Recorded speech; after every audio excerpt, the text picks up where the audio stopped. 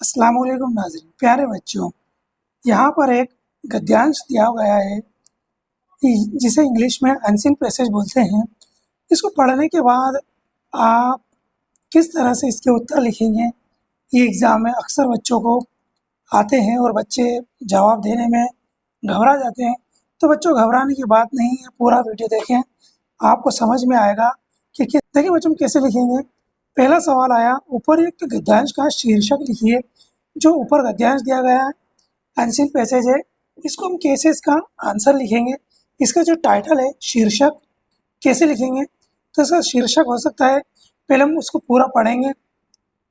यहाँ पर 2-3 शीर्षक हमें मिल जाएंगे, जैसे भटका हुआ कुत्ता, या फिर एक और मिलेगा कांच का महल, ये, या फिर मूर्ख कुत्ता।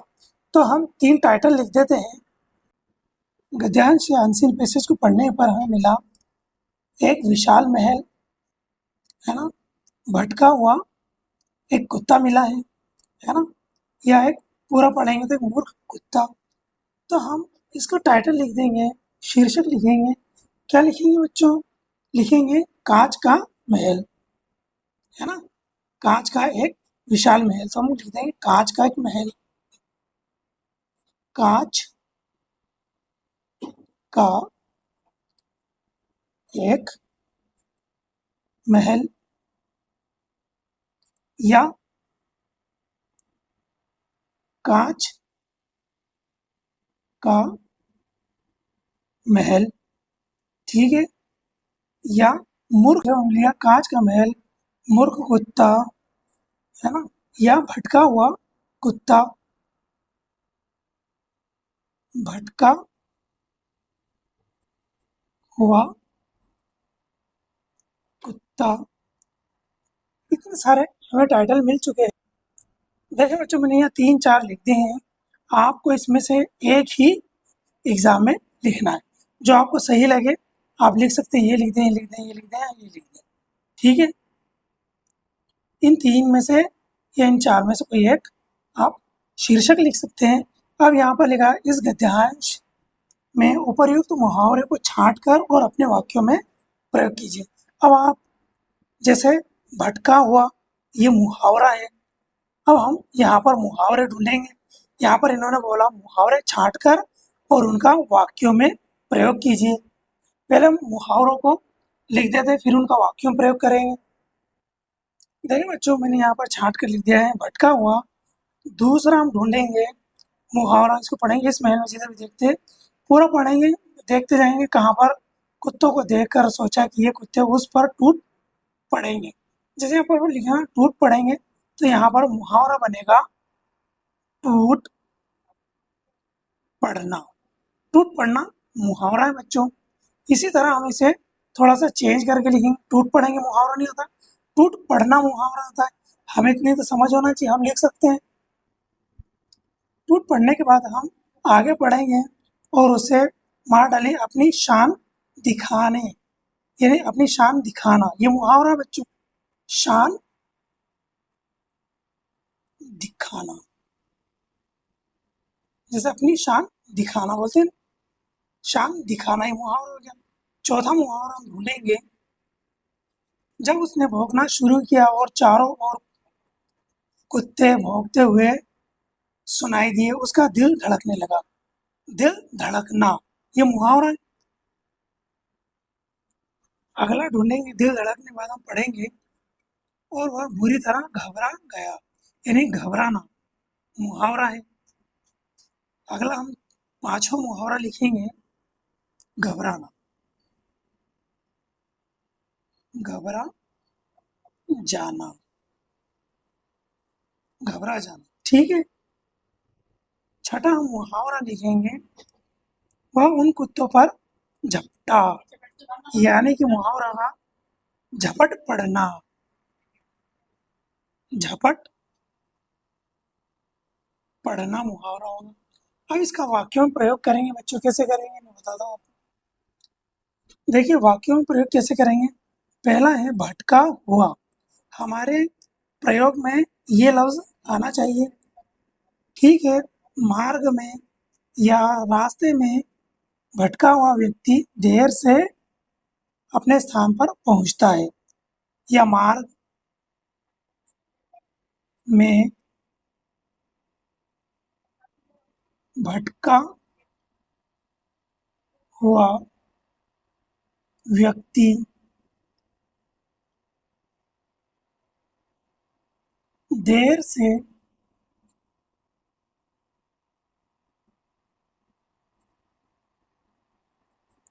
अपने स्थान पर पहुंचता है।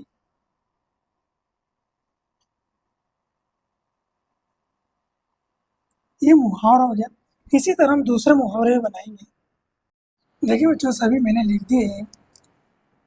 दूसरा है टूट पड़ना। सेना अपने शत्रुओं पर टूट पड़ी। टूट पड़ना, टूट पड़ी, चेंज कर सकते हैं हम अपने हिसाब से। अगला मुहावरा तीसरा है शान दिखाना। अपनी झूठी शान दिखाना महंगा पड़ता है। यहाँ हम कुछ भी लिख सकते हैं। हर व्यक्ति को अपनी झूठी शान दिखाना महंगा पड़ता है। ठीक है, इस तरह से हम अपने हिसाब से जैसा चाहें चेंज कर सकते हैं, लेकिन हम शान दिखाना बीच में वर्ड यूज़ करेंगे ताकि हमें हमारा वाक्य में प्रयोग हो। परीक्षा के दिनों में दिल धड़कने लगता है। दिल धड़कना मुहावरा है, तो ये हमारे सेंटेंस में आना चाहिए। एग्ज़ाम के दिनों में हमारा दिल धड़कने लगता है। आगे मुहावरा है घबरा जाना। पांचवा मुहावरा हमारा घबरा जाना। अचानक आए समुद्री तूफान से नाविक घबरा गए। ये अचानक आई गाड़ी देखकर ड्राइवर घबरा गया। ऐसा भी हम मुहावरा का वाक्य में प्रयोग कर सकते हैं। शेर की तरह सैनिक अपने शत्रुओं पर झपट पड़े, है ना, जैसे भूखे खाने पर झपट पड़ते हैं, ऐसा भी कुछ बना सकते हैं हम जैसा चाहें वैसा चेंज कर सकते हैं। अगला प्रश्न हम देखते हैं। देखिए बच्चों, अगला प्रश्न है गा वाला। महल में कुत्ते को अपने चारों ओर कुत्ते क्यों दिखाई दे रहे थे? देखिए बच्चों, क्यों की जगह हमें चेंज करना है। देखिए बच्चों, मैंने जवाब लिख दिया है। महल में कुत्ते को अपने चारों ओर कुत्ते क्यों दिखाई दे रहे थे? क्यों की जगह हमें समझना है कि हम क्या लिखना है। हम चाहें तो छोटा ही बना सकते हैं। मैंने थोड़ा बड़ा बनाया। महल कांच से बना हुआ था। कांच की वजह से दीवारों पर क्या हो रहा था?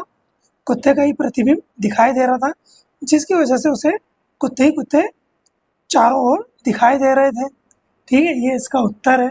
अगला है कुत्ते ने भौंकना क्यों शुरू कर दिया? देखिए बच्चे, क्यों की जगह हम क्या लिखेंगे?